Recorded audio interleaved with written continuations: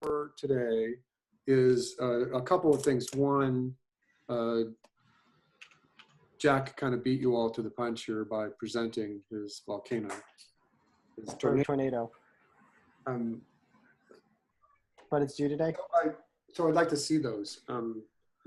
There's a space in the classroom for this, but remember that there's also the instructor office area that if you need a little bit more time, or if you want to respond to the critiques that we're going to go over with today, then just make those critiques, make those adjustments, and put it up in the instructor office area.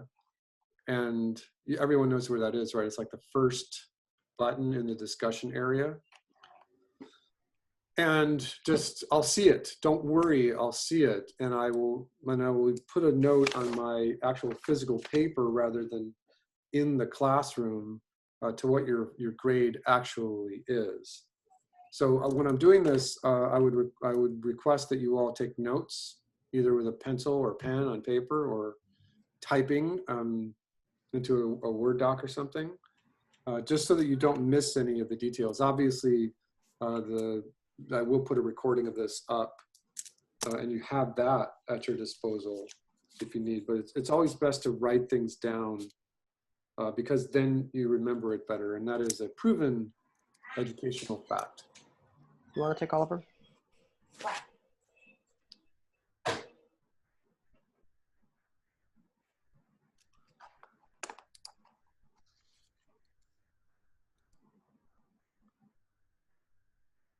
We're doing attendance. Christian is not here, huh? Chrissy, Farah, Christy, Linksy? I'm here. You're here. Jesse's here, okay.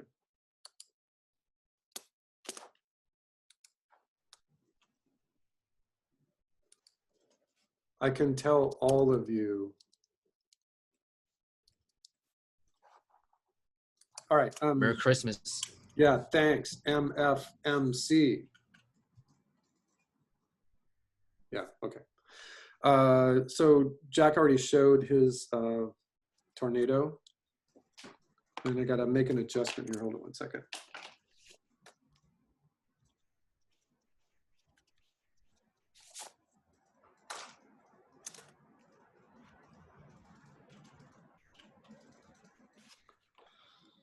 All right, who would like to show me their tornado? You're all going to have to show today.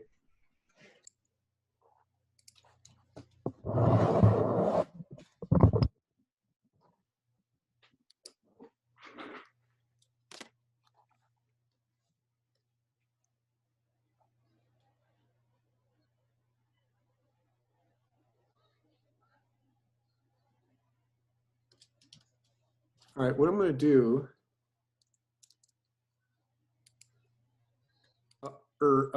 take a break, and I have a couple other things that I wanted to do today, but go ahead and take your break. Take a solid 10 minutes, except for you, Key. You're evil, so you get 11 minutes. Wait, what? Why does he get rewarded for being evil? Yeah. You can all be evil if you want. Like the teacher's also evil, and that's why he's rewarding him. True. Yeah, go ahead, take a break. I want to ask one question, though, about the final, because I know you said no to this earlier, but I really would like to kind of utilize the tornado for the final, just because I think it would be a really cool sequence to, like, blow it up, if that makes sense. Well, what we're going to do in the next part of the class here is I'm going to have you all draw for me, Mm-hmm. you know, because either it should be done already, or I want you to draw a sketch of what you're thinking. And the only way I can say yes or no is by you communicating with me what you think you want to do. Okay. And then I'm going to go backwards and look and see that if you have the water splash, whether you have an orb, whether you have all the other parts that weren't on your volcano. Take a break. Okay.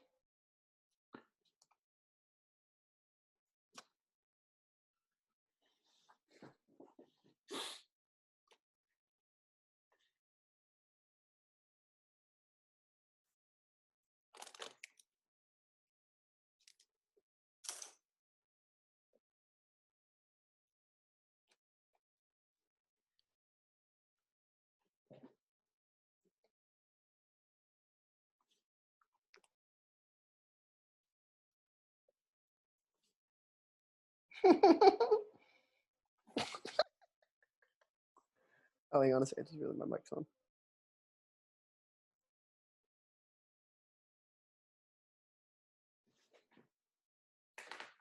So how much time till the breaks end? We're done. We're back. Oh, okay. Why? What were you thinking of doing? Going to Disneyland or something? No, I was listening to Critical Role and I realized that I just bursted into a giggle while my mic was on, and I was like, "Oh, hope class hasn't resumed." No, but we all heard you giggling. Well, 3 of you guys did. This is that never happened. I recorded it. It's going to be on. Damn it! That's true. All right. That's So on the internet now. too bad. Yep. You're the one who's giggling like a kindergartner. Shut up.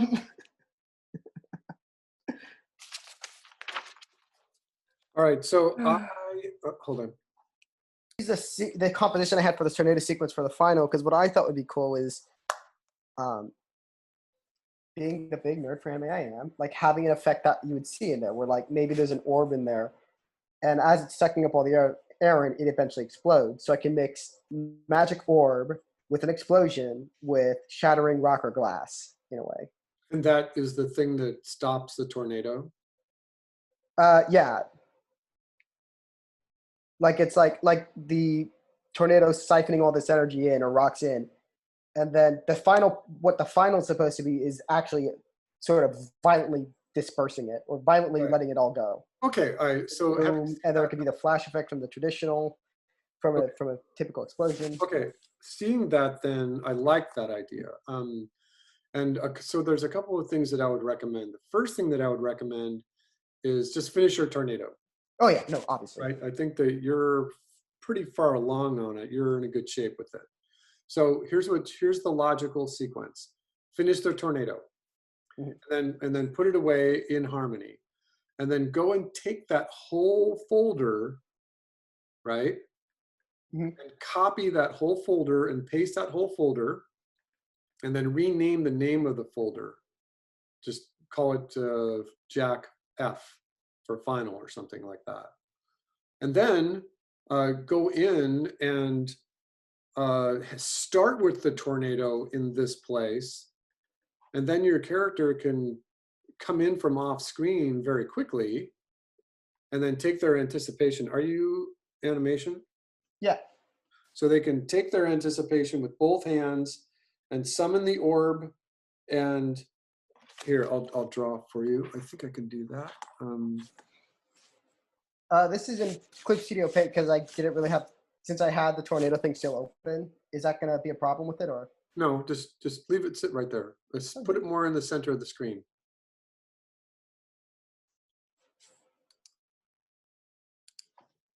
All right, so he,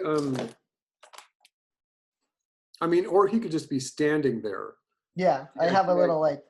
The idea is in that the tornado thing, I have a little dude in the corner.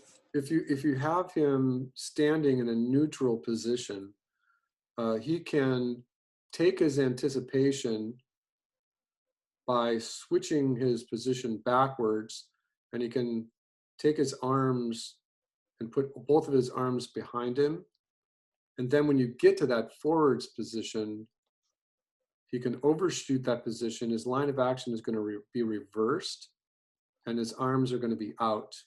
And for that, then a little orb here, and then it summons its magic like this. And the idea for you would be is that, how do you want this to be? Do you want this to just be like static? It might be really fun if these little lines here pulse. and they go back and forth like, so draw it here, and then in the next frame, bring it in so that they're a third of their distance, right? And they can pulse. This one can be bigger, this one can be bigger. And so get them to pulse in and out. And then these little shapes right here, they can do the same thing. They can get bigger or smaller. And then you can have like a hot core. You can take a circular shape around this orb, and you can pulse it. It can get bigger and smaller and bigger and smaller. And take each one of these and paint it with a radial gradient that's white, and then put like a 50% transparency on it, and then make sure it's underneath everything so you get like a glow. And you could even put a glow on it for a node in Toon Boom as well. Then you take this with his, and then you're going to take this, and this is the thing that's going to shoot into the tornado and explode. Then all this happens. So I don't know how we're going to be able to handle the breaking of the glass here or the breaking of the rock. I mean, it could just be handled like this is like just pretend your ground plane is glass. Yeah, that's kind of what I was thinking. Like, kind of applying that principle to the ground. So this is like frame 1, where the orb hits the tornado, and the tornado in your timeline just stops, right? Yeah. And then you're going to use a black and a white and a black frame to have some sort of explosion. And on the black frame, you can do like a little white outline of the tornado. On the white frame, you can have a little black frame of the tornado, and then you can copy this one and just put it here. And by the time that happens, these lines start going outwards like this, right? And you can start that from a center point where the orb hits the tornado. So it's just a flash line. And on that frame, the very first frame is kind of like just a crack like that in the ground that would be right there. I was looking at some like oh god, some anime sort of stuff going on, and yeah, like the first couple frames of an explosion, they'll just straight up kind of have like this explosion, not explosion, but like literally a shattered glass effect, or like nothing's getting uplifted, but it's literally like remember that smack. we already did the bomb exploding, and you can kind of redo that if you want, but in this regard, it's more magic. Yeah. And so remember that when the last time we were drawing these kind of little shapes was for the flash in the bomb, but here we're handling it different. Here it's just magic, but the ground plane is the breaking of the glass. You're interpreting the rocks being the glass. So Yeah. your first frame is like this, your second frame is like this, and then this frame right here, the one that you've drawn, you can think, so let's go 3 and 4 and 5. This can all be on 2s. And then, I'm trying to think, I think we need one more frame in here. So you put your rocks here, and so this would be frame 4. And then you just got to do a breakdown drawing to get between the shape of the glassy rocks and this. And so that would just look like, bring it out. And this rock right here starts to come up a little bit. This rock starts to come up. This rock over here starts to fly like that. And then by frame 4, it's over here. And you might have to readjust frame 4 for this rock, maybe being repositioned about right here. Yeah. And I was so- just kind of so putting just like, showing you there's how also you some of the can debris from the think tornado about that's the gonna be idea like of going already in the air, from most likely. But just listen, going from sequencing of starting to breaking really fast, the rocks starting to come up, and then getting into this frame for your frame 4. You are going to need a frame 5, which would be just the rocks continuing to tumble. And then I'm just going to put like a little ellipsis out here where you're probably going to need 6, 7, and 8 frames. And then you have to decide what you want to do with this orb. Is it going to still be here, or does it explode? When the orb explodes, is that just leave everything as a little wisp. You know, that might be really fun to do, like a little wispy bit of cloud right there, where the breaking up of the tornado, all that's left is this magic little wispy thing. That would be actually neat. Okay. All right. And obviously those are just my suggestions. In this composition, you need something here. Got it. So whatever that would be, you know, use your creativity, have fun with it. Those are my suggestions.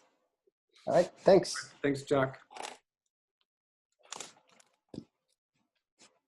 All right, Linksy, Yes. yeah, did you do a drawing for me today, just right now?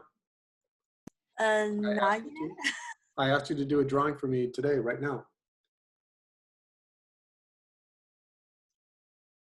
I'm not. Yeah, sorry.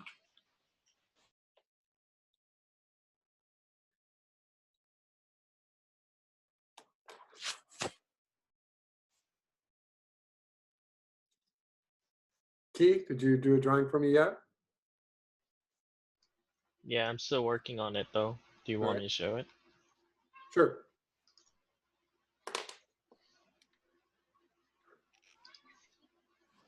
All right. Ooh, all right, tell me what you're thinking.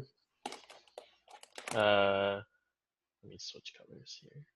So there's a mech here that shoots an orb. This orb thing. I haven't drawn like a building yet. Essentially pretty similar to Jack's idea, but I want like a building because there's glass. Gonna be glass stuff. And I want explosions and glass breaking after. Probably a wisp of smoke after it's launched its orb. I think we all want that anime Sakuga in our demo reel. Just, what else do I have? Smoke, water splash. Probably some type of, maybe during a like rain and stuff. So one of the Great things that I want sometimes. to caution you about, and all of you are kind of doing this, and it's not my favorite, so I think you all should stop doing it, is this really almost childish way of drawing the background. If you've got your focal point set up right here, you'll learn in cinema classes and animation classes that when you place a normal camera, if I just have a camera on tripods and my director says, okay, hey, stop that, hey. What am I doing? I don't know, you stop, you moved your screen around. So here's just a basic camera, you know, and there's a camera operator behind it, and she's controlling it, and the director says, you know, background, which means the background people start moving around. Camera, lights, action.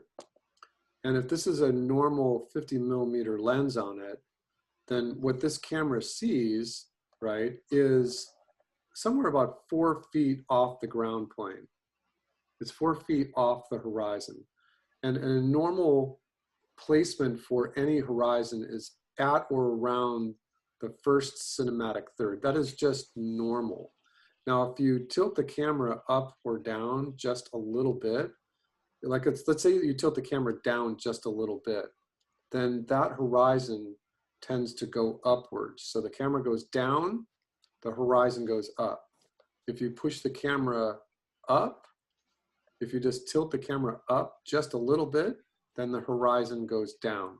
So anywhere in this range is a fairly good place to set your horizon, you know, at or around this first cinematic third.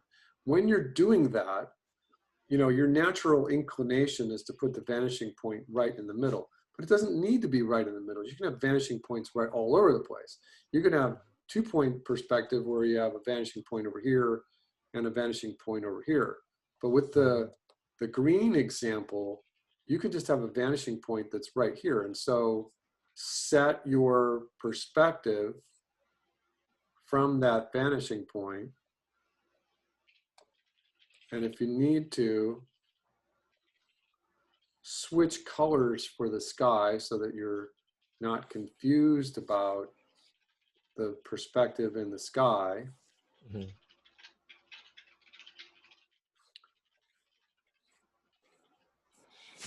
And then if you want to add a little bit of a arc in your background or something, it's based on the composition of what it is. So if this little mech guy that you want, you know, Mhm. you've got a set of focal points.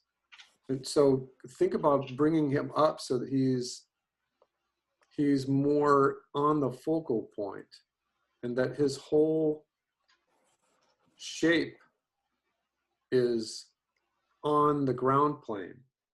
Okay. So it just makes more sense. And then when you do, if you're talking about, you know, crashing a piece of glass, then this whole building here could be like a monolith.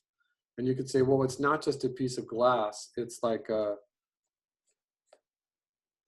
and remember, I can do this. I can create a vanishing point over here for this, even though I'm starting with 1 point perspective, because not everything has to be perfectly aligned to your original grid. Everything can be placed randomly.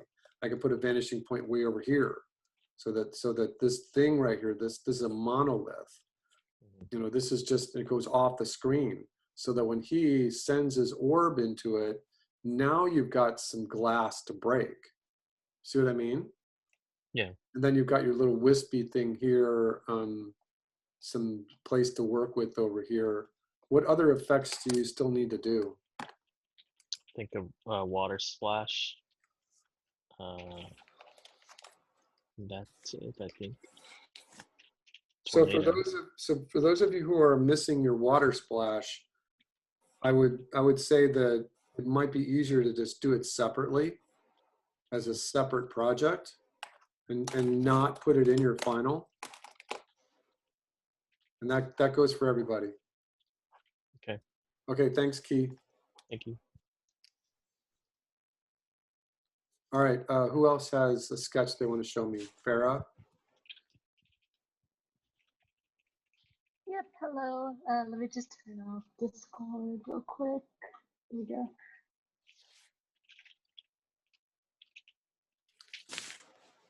Yep, that's the one. Okay, so I'm just thinking of doing a magic orb.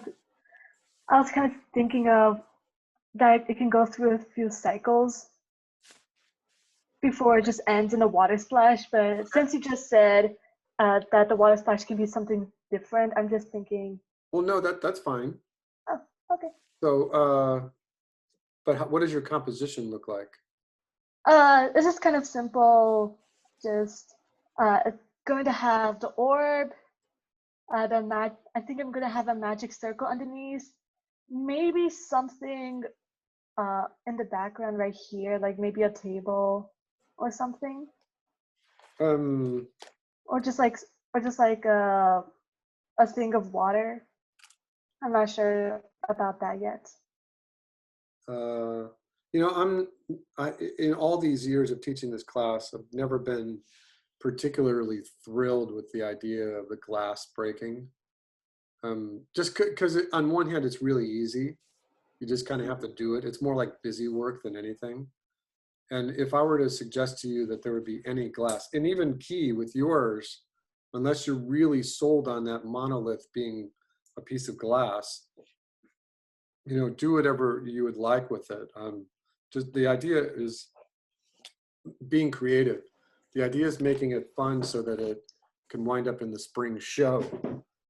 Are you missing any other effect though? No, I think everything here is what I still need to do. I wrote it down in another area. So yeah, what I would suggest is studying, and we'll look at this again in a minute. So studying the composition of this magical, there's an actual thing called ball lightning. It's actual physical thing, so that you know, it's going to emanate from the center of this orb. And you pick whether you're going to have an odd number or an even number of wings that come off of this. You can just kind of start to draw it so that it looks fun, right? And that you've got, so now I got 4 and 5. And if I put one right here, it ends up being 6, which is a pretty balanced number. It's balanced because as you draw it, it's based on that little asterisk thing. And there are a number of things that you can do with this. You can play with it so that there are radiating elements right directly in between each one of these little check mark shapes, if you will. So, I mean, you can try that. And then the other thing is just having fun with the shape. So, and it doesn't have to like pulse, like I said, but it might be fun. And so that these things go in and out. You can make a little note for yourself that, you know, one shape is like this, and then this shape gets bigger, and then that shape gets smaller. So you animate in between these two. You take 4 or 5 drawings to animate between these two. It just kind of goes like this. See my hands in the preview? And as that's happening, you can do like a spiral. You can do like a little spiral effect that, hey,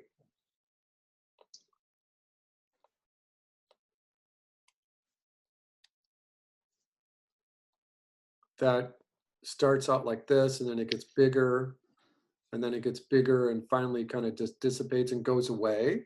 So it starts from the center and just kind of, and again, you just play with your nodes in Toon Boom so that this is just really soft.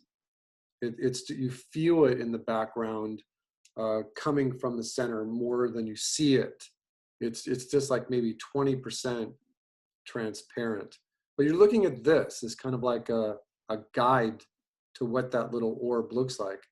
In animation, then, this thing can do this, and this little series of spirals can, it can be going out. It can be cycling down here in the timeline for a total of 16 frame cycle. And then this whole orb, it's right here. This is like your whole cycle. This lasts for, let's say, 4 seconds. And then all of a sudden, the orb goes up really fast. So it does like a little swish. It goes up really fast. And then it winds up about this high like this. And you could do like the little speed lines, the little blur frames. And then all of a sudden, this is called an anticipation. Then all of a sudden it goes the other way. And all of a sudden it just zips right down into the water. And then you can have just this grand splash. You know, that would be really fun. So in here, so this is like your contact with the water. And then you can just go through and you can do the little cone of the water shape, right? That would be really fun. So you've got basically, you've got this orb, you've got the water splash. So it's only 2, but that's okay. You can make it really awesome. And so you animate this water splash out here. So once again, the orb is just kind of cycling this whole thing of it going and special effects. You get this to animate on 16 frames. As soon as this is done, you copy and paste it 3 times. So now you've got a total of 64 frames. So you'd be out here about 64. And then you do this where the orb just goes up. This holds for 2 frames. It splashes down in the water. And then the water splash here is going to probably be probably 18 to 24 drawings. I'll put a little D there. So what that means is either 36 to 48 frames, which is a total of 2 seconds, plus the ripples in the water, right? It's a concentric. And remember the water demo that we did, where that means that the center is going to come up and then go back down. That's all part of it. And then once that happens, you can do like a little magical effect where there's like this little wisp of magical pixie dust and smoke that just rises really quickly and dissipates. You know, that might be really fun. Okay. Oh. Thank you, Hannah, Farah. Oh, thank you. Who else? Chrissy? Yeah. Oh, Oh, Chrissy or Christy? Chrissy Moran. Okay. That'll- I know it's Chrissy, Christy, Christian. You guys got to stop it. Change your names. Christian, Tell you're your not, parents to be more creative. oh. Christian, you're not going to be Buddha. Yeah, this is my concept. Like, I want to do more like a chill setting, like a campfire, waves, and a shooting star. Here's some suggestions for you. I did a whole bunch of pixie dust for James and the Giant Peach. So go watch James and the Giant Peach. There's a whole bunch of these little comets that do this, and so just look at it for reference. And they actually move that way. What I would recommend though is, so you've got a couple of things here. Are you animation or game? Animation. Animation. So in animation, in story, there's a thing called Chekhov's gun. Have you ever heard this? Mm-mm. In story theory, which goes all the way back to Aristotle, there is a notion that if there's something on the stage, like a gun above the fireplace, that you have to use it. In the whole essence of building a stage and the idea of mise en scene, anything on the stage has to be important. And so I think that it might be somewhat of a red herring for you to say, hey, look, I've got this campfire right here. So therefore I need a tent. But the tent is like occupying a great big place of your foreground element. So you should do something with this. You know, Okay. and that could be anything. It can explode. A giant monster can tear out of it. Something has to happen here. I'll let you decide. Because it's so prominent that you have to do something with this. Now I'm not suggesting that you go ahead and make the tent really small, you know, because then it looks like you were just not willing to partake in it. But you have to do something with this. Okay. Okay. Remember your composition so that you've got your focal point. This is wrong. Is this like a lake? It's supposed to be like an ocean, but it's just concept. So If you wanted to do something peaceful, what you could do is bring the moon closer into the scene, have someone by the tent looking up, so that when attention is grabbed by the scene, people might be like invested in what are they looking at. So now they're focused on the night sky because again the moon's pulled into the screen. Then have the Yeah. shooting star, and then the figure themselves could be a still piece. You know, like don't animate the person. that would be fine. But keeping the moon the same size that it is, you're now dealing with the same idea of Chekhov's gun. You know, it's so big you really need to do something with it. And the world is your imagination. Use your own vivid imagination about what you want to do with the moon. And that could be anything. That could mean that it's going to change phases really fast. You know, it's going to go from a full moon to a new moon in just a few frames. So that's possible. You could do that story thing where the sun was up here, right? You could just draw the sun as the emanating beam, right? This is your orb, right? And it's going just like we did for Farah's piece, right? Yeah. But instead, and you could do this too. I think that you don't have a water splash. You still owe me a water splash, right? Yeah. So have the sun be like here, and it could do the same thing, or it could just goes straight into the water. Now, I think a better way to handle this would probably be let the ocean have more of a bay kind of look to it. You know, something like this, your horizon. And then because there's land here, you know, let there be some sort of background, trees, mountains. Think the coastal California, right? Yeah.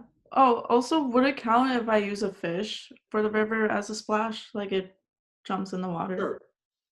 Okay. Yeah, but the thing I was going to suggest is that the sun is just doing its thing right here. Then your composition is that this fire is not there yet, right? Yeah. It's just a bunch of wood. And then we can solve this thing here as well, right? So imagine that there's like a flap on this tent that's open and you can kind of see inside it, right? And so Yeah. the wood is just sitting there and the sun's doing its thing. And then the sequencing is that the sun is there, it takes an anticipation, it dives itself into the water and does a giant water splash, that's 2. And then you could do your little fish where he's like, oh my God, what just happened? Right? So there's a little fish right here. And he does, oh shit, I'm out of here. And so this is like a third one where there's another little water splash here. Right? And then because the sun is hot, it might be fun to do a little wispy smoke from the sun going out in the water, right? And then watch your timeline and tell the story that what happens now is that the sun comes up and does a match cut. And so instead of making the moon here, let the moon be right where the sun was. So they replace each other. The sun goes down, crash the water. Fish jumps, moon comes up. That's your 4th effect, like this. And as soon as the 4th effect happens, have some, like a little guy's hand over here come out, and he throws something in the fire, which starts the fire. And then you're going to have to switch your background from a regular sky, a day sky, to a night sky. And then as soon as you do, so this is number 5. Actually, this little thing right here would be number 5. The fire itself would be 6. And then as the night progresses a little bit, your comet is number 7. How's that sound? God damn. Like, I see where you're going for. Okay. Thank you. Oh, you're welcome. All right, we have Uma, did you have a sketch for me?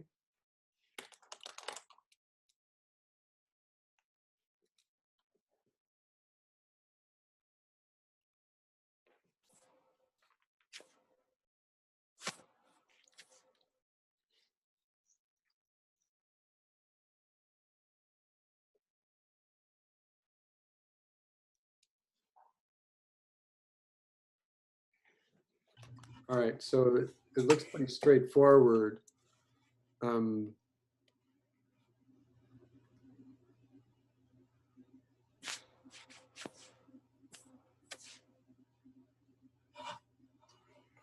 Are you animation or game?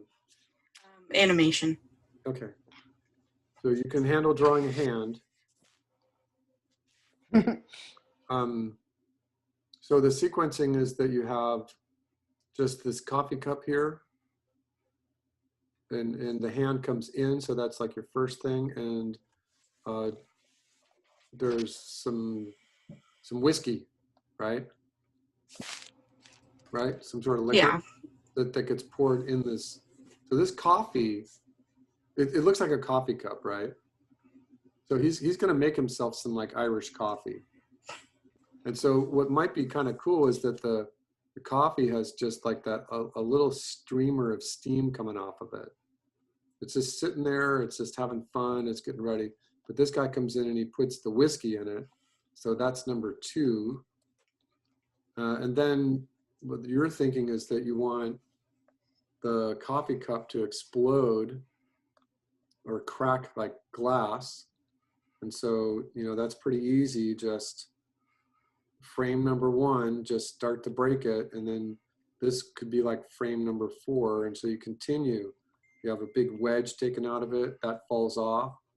This little wedge right here falls and lands on the ground. It lands on the tabletop. And then, you could even have it shaking around a little bit before it does that. So it goes back and forth, back and forth, rumble, rumble, rumble. And then the cracks start. And then you're shooting for this kind of shape. And then there's a little explosion that happens again with the white, black, white. And then go for 5 this time.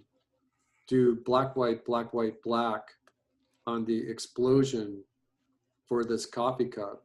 But like I said, when you do this, do like opposite drawings so that the coffee cup is white.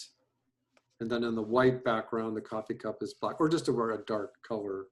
And then just switch those out.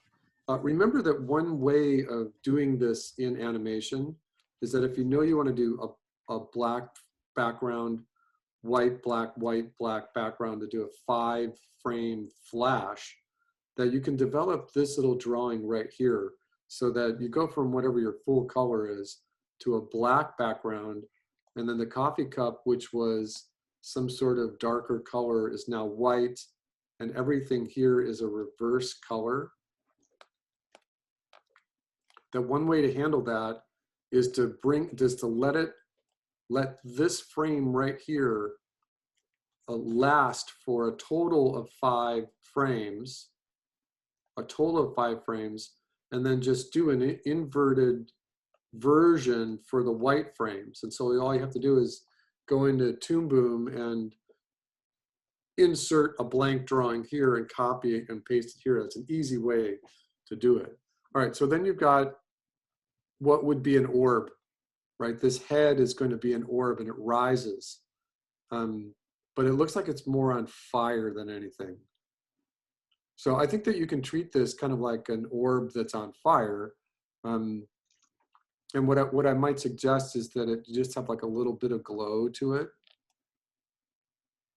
Some sort of graphic element. And these are just moving around and glowing. And it rises up from the broken coffee cup. So what else do you want to do with it? What do you want this to do as a narrative element? Is this just all like a gaseous skull that's on fire? Yeah, that's what it was supposed to be. So it might be really nice to just kind of have it rise up to about here. It might be nice to just have it rise up and treat it kind of like an orb right about there, right? And you can make the eyes angry if you want.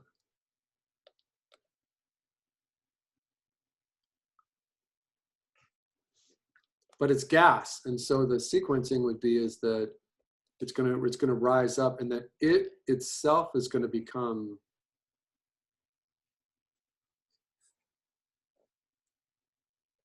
your smoke. And then as this like pops right here, so, well, actually, hold on a second. It might make sense that this thing here pops like magic, and so just do it like it was a little mini explosion. Once it gets about right there, it just kind of, you can do like just a little mini explosion, just like we did. You don't have to do this white, black, white thing here if you don't want. But that's the thing that transforms this shape of smoke into something that just becomes a little candlelight wisp. All right, so let's count. You have, but in that case, you would have 2 different kinds of streaming smoke. This would be steam, and this would be more magic. And so what I would recommend is that you try to make these as different as possible. This one right here, it looks like it might be fine if you give it some sort of volume, and that you have something to actually work with. You have like an actual magical smoke over here. And then because of that, go ahead and play with pixie dust. Add some pixie dust to this smoke right here. You know how to do it. And the idea is that the main action is this smoke is rising. And then it just dissipates. This is just going to be a very easy steaming, just a tiny little bit of wispy thing that's really easy. And I drew it this way because this node goes to here and then to here. And that's a really easy thing to cycle, just like the smoke we've been using for our volcano. But so let's count. You have 1, 2, 3, 4.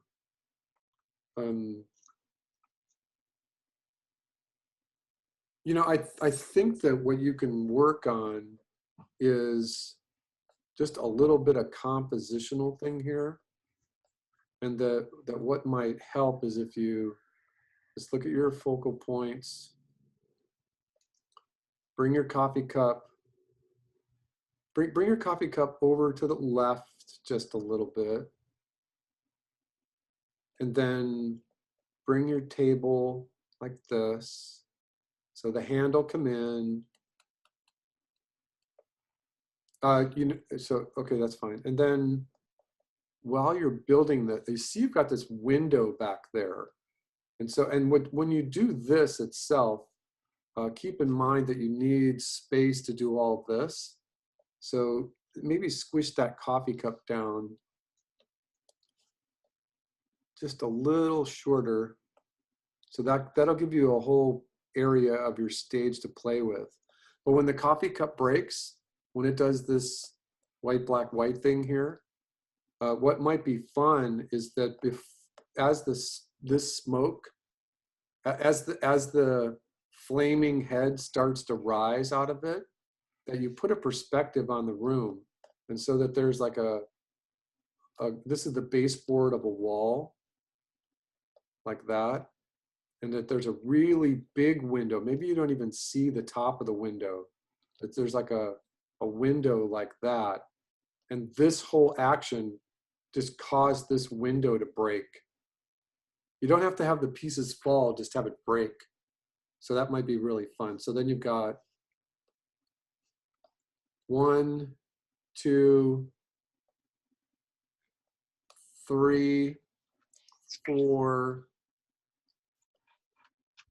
5, and 6 effects in it. Okay, you got those notes? Yep. Thank you, Uma.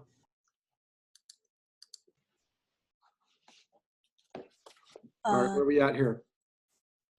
Sorry, I'm not really get the Okay, idea of that's okay. the sketch. Can you just Sure. explain that more? Let me see it. I don't have idea. Well, remember that if you email me at my Yahoo, I can send you a link to my office hours for Thursday and Friday. Okay. Okay. So, but you have to email me. You got my email? Yeah, I think so. Okay. All right. Who's sharing their screen? Nobody. Yep, no one. That's weird. I usually never do this. I must have full screened this for some reason. Okay. Who else? Who else needs a point? Could I? Yes, please. Okay, one moment. So I had a couple. Oh wait, can you see this? Nope. Let me turn off the. You have to turn your virtual background off. One moment. Okay, so I wanted to do like a person, then I was like, oh, Billy's gonna probably say that's a bit hard. So I went with like a simple hand because I wanted to practice effects like in like some scenarios with pretending that it was a game. So I was gonna record my hand and then trace like a few motions and then just put in the effects if that's all right with you, Billy. You can try that. It's been done. Mhm. You know, I just saw a. Let me refresh my memory here. For my animation class, the class there is getting ready to do their final, and so they're freshmen and they've never done storyboards or thumbnails before, and so there was a really neat little. Here, just let me show it to you. It's Okay. from the academy. So what they had was an example of student work, and this might be fun. Instead of having color, just do your hand in silhouette. See that? Christy, can you see it? Oh yes. And my guess is that this student recorded themselves with a light shining onto a scrim or a piece of plastic or even on the wall, Hmm. and they just got the shadow. And so I think you try something like that. It doesn't have to be like this full on hand drawing. Just set it up so that you record yourself with a hand against the wall for a few frames and take a couple of photographs of it and just make it high contrast. Okay. Try something like that. Okay. All right, who else needs a pointer or two? Yeah, I want to go next. Go ahead. Here we go. Yeah, I have two ideas. One is more character oriented, but this one is the more probably more leaning towards what you want. It's like a kitchen. There's a rain on the outside because I haven't done rain yet, and then somebody breaks the window by throwing a bomb in, and it drops over like a pot of soup because I haven't done the lava going down a volcano thing. Okay. So I think this works out pretty Okay. well. And then Have you already boom done your water? explosion. I've done a water splash. Okay. Yeah. Okay, so a couple of things. Let's not be cartoony about this as a. Have you done your bomb yet? I've not done a bomb yet. Okay, so all right. Let me just think about this for just a moment because I Yeah. like your idea, but what I'm going to do is I'm going to redirect you. Yep. In terms of composition, and so Okay. what I'm going to do is I'm looking at the horizon focal points, but I'm also looking at this pot of chili. Right. Okay. So what I'm going to do is I'm going to give myself a seam between the two walls about right here. And I'm going to bring a countertop about like that. So it's going to go this way. Okay. So there's another countertop here. And then that countertop gets thinner as it goes off into perspective. This is so there could be a bunch of kitchen drawers right here. What this is the stove. Mm-hmm. This little area right here is a stove. And your pot of soup or chili can be this big. Gotcha.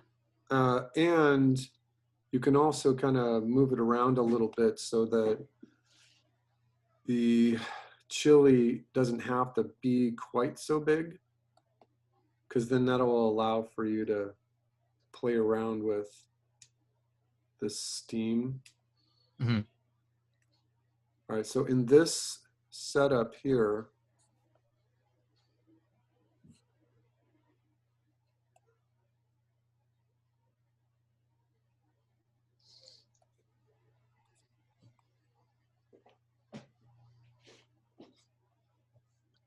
So, and I'm trying to make it so it's not too contrived, that you've got a window, which is right here. Give yourself like a little curtain. You could put some stuff in the kitchen here, whether it's ladles, stuff to make stuff. There could be another window over here. Mhm. You know, a nice big window that cuts right through there, like that. So just put some kitchen utensils here. Yep. And then you can pick whether you want this bomb to come in through this window or this window, and land like right here. I think the odd thing might be though is that the force is going to come from the center and go out, which would push the chili this way.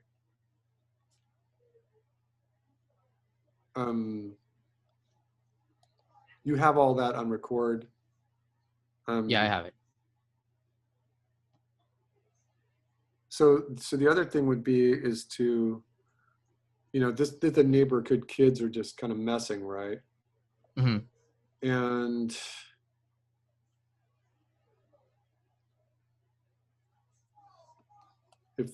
so going with your layout, so there's just a bigger window here, so that the bomb comes through a hole in the window right here, and then you have the breaking of the glass right here.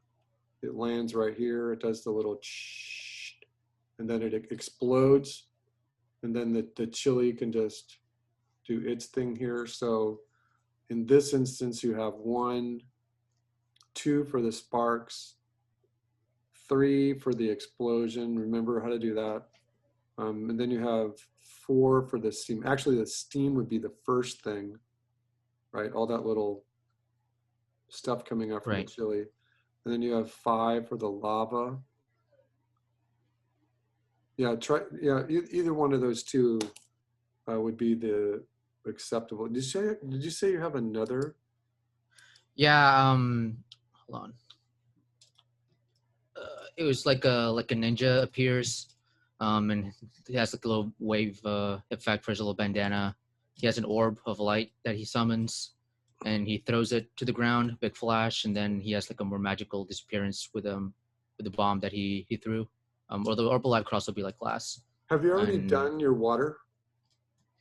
Yeah, I did a water splash in the volcano. After all of what I just drew, I don't know. I almost like this one better. Okay. I think it's more fun for sure. Okay. Yeah. The other one was just more like just to focus a lot more on the effects, but yeah, I do like them because I'm a 2D major, so this would be more fun for me too. Yeah, try that one. Okay, got it. I'm the king of changing my mind. Yeah, I probably should have given you like a soft pitch of both of them. That's okay. All right, who else? Jesse? Mark? I could do mine.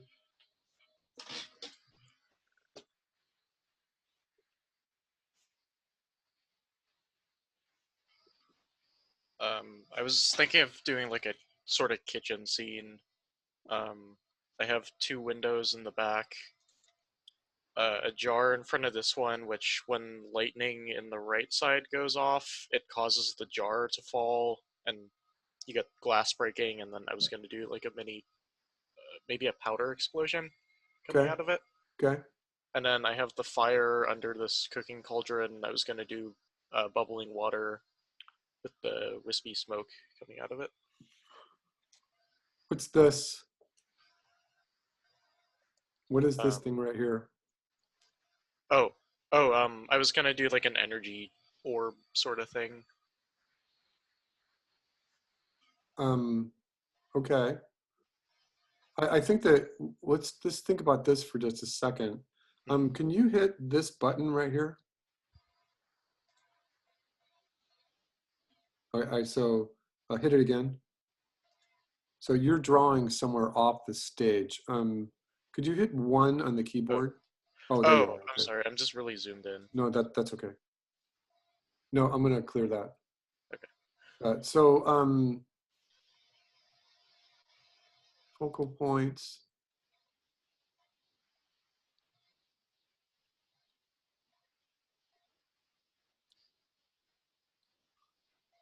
Yeah, try to make these like Gothic windows. Mhm. But then you're going to have a Gothic door too. And what I might recommend is that you lose the door, because you're not really doing anything with it. Mhm. And if you want to, in your composition, find the very center of the room, pay attention to where your focal points are, and then make it completely symmetrical along a center line. And I think that at that point, you can bring your horizon down about this far.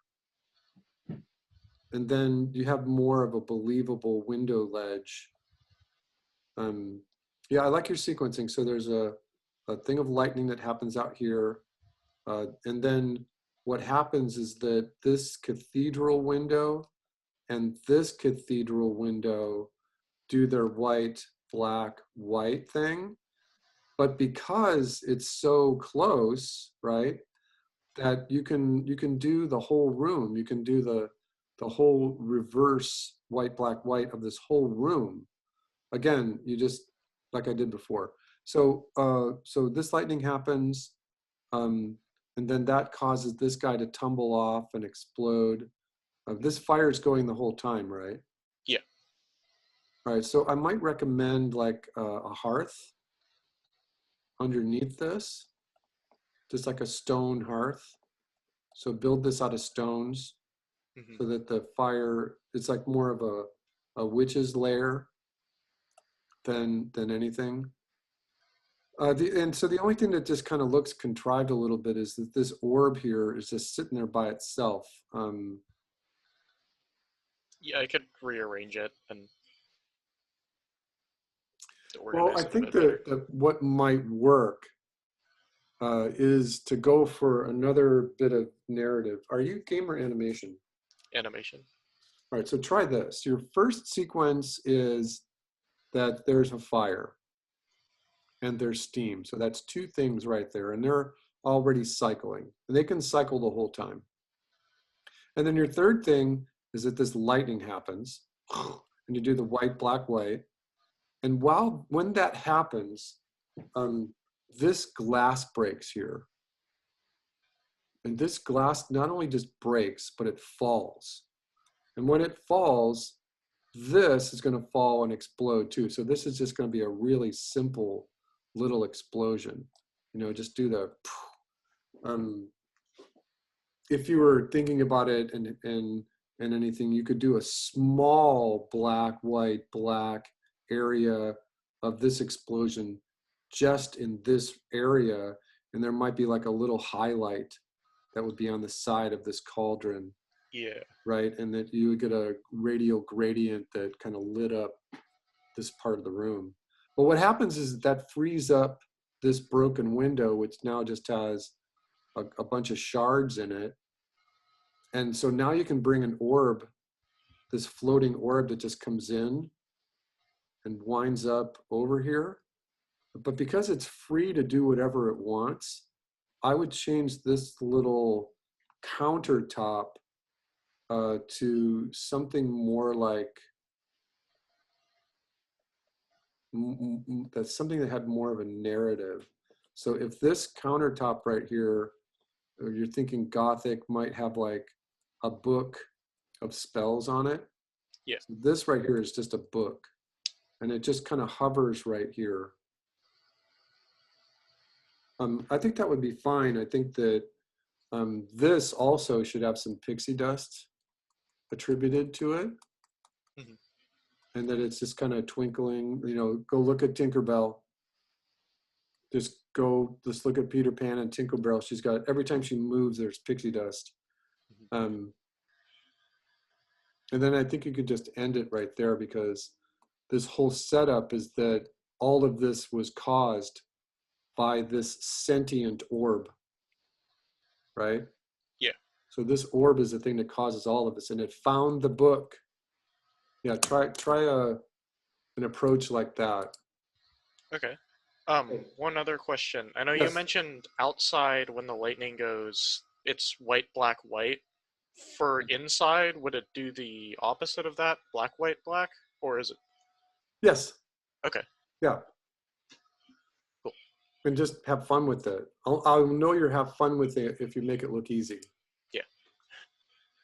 All right. Right, thank you. Oh, you're welcome. All right. Anybody else? Mark? Jesse? Yeah, I can share mine.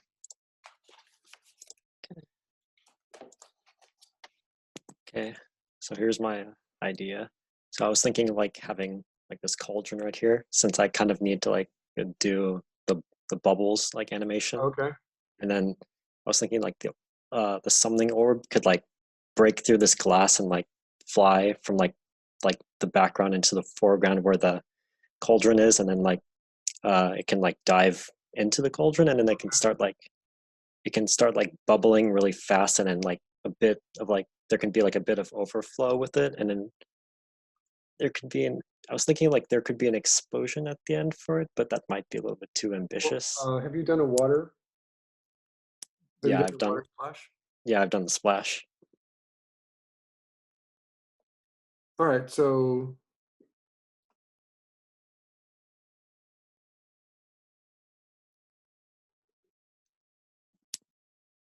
I think that what might work here better, so have all this happen, he comes in here, but instead of like going straight into the cauldron, have him go up. Have that little orb rise and hover right here. Okay. Just have it hover. And so it's thinking, right? It's got like an inner thought. Mhm. And then it goes into the cauldron and it does what it needs to do. There can be like, you can just do like some splash. So I think you're kind of alluding it here to just these little worms. Yeah, that was kind of like And I for also the think that at that point you can do your lava right there. Instead of these things being worms, they can just be lava. So as it does that, and then, so your sequencing is 1, it breaks the window. 2 is the orb. 3 is the splash. 4 would be the result of whatever explosion you're doing here. So you have to decide when it does that explosion, when that explosion happens, does this cauldron get broken apart? yeah, I was thinking like that, like it can cut to like the cauldron being like torn apart, and like there can be like puddles of water everywhere or something. So just draw what you might think is the near side, and then draw the volume. Because the cauldrons are usually some thick metal, right? Mhm. And then draw the away side. And then some volume on those. So what's left in here is still the juicy witch stuff, right? Yeah. And then then you're gonna have like this stuff oozing on the floor. It might be more fun to break a really big window, because then you can have fun with more glass shapes. If it's going to come from that point, then, and we're late right now, so we'll talk about the glass shattering next week. Yeah, start with that. Okay. Fine tune your thumbnail and your idea. Oh, be careful of, this is a big tangent here, to have the horizon right next to this line of the cauldron. Oh, yeah. So either don't make the cauldron bigger, just move that horizon down so it's not tangential. Okay. All right, who else? Did I miss anybody? Jesse? Oh, you just did mine before. Okay, sorry. Did I miss anybody? Jack? Did I do yours? I was the first. You were the first one. Okay, so finish your tornadoes. You got a lot of work to do. You got a final happening in just a few weeks. Don't dog yourselves. Make both of these projects really good. If you need to do the water separate, then just do it separate. It's a big deal. It's something that the author of our textbook just loves. So I will see you next week. Okay. See Great. Thank you. See ya. Thank you, everybody.